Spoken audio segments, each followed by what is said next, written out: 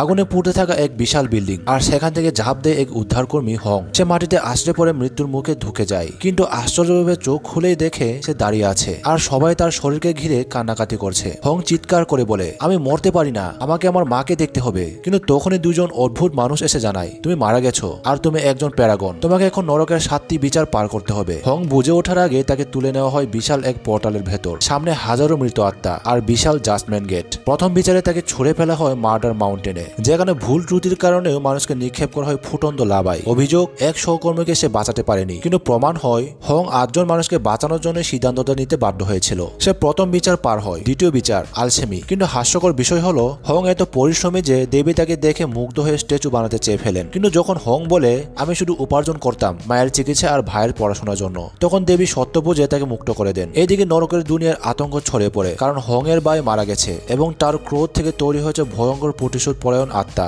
সে দুনিয়ার দরজা ভেঙে তাণ্ডব শুরু করে। শেষে বিচারে হং এর সামনে আসে তার জীবনের সবচেয়ে ভয়াবহ সত্য। ছেলেবেলায় দারিদ্র আর হতাশায় সে নিজের অসুস্থ মাকে মেরে ফেলার চেষ্টা করেছিল। এই অপরাধে তার চিরস্থায়ী শাস্তি প্রায় নিশ্চিত হয়ে যায়। ঠিক তখনই তার মৃত ভাই আত্মা হয়ে মায়ের স্বপ্নে এসে সত্য বলে, মা, দোষ তার নয়, সে 15 বছর ধরে শুধু আমাদের জন্য বেঁচে ছিল। মা কেঁদে ওঠে, আমি বহু আগেই তাকে ক্ষমা করে দিয়েছি। এক বাক্যে বদলে যায় সবকিছু। নরকের রাজা ঘোষণা করেন, যেখানে ক্ষমা আছে সেখানে শাস্তি থাকতে পারে না। হং আলোতে মিলে যায় নতুন জীবনের পথে।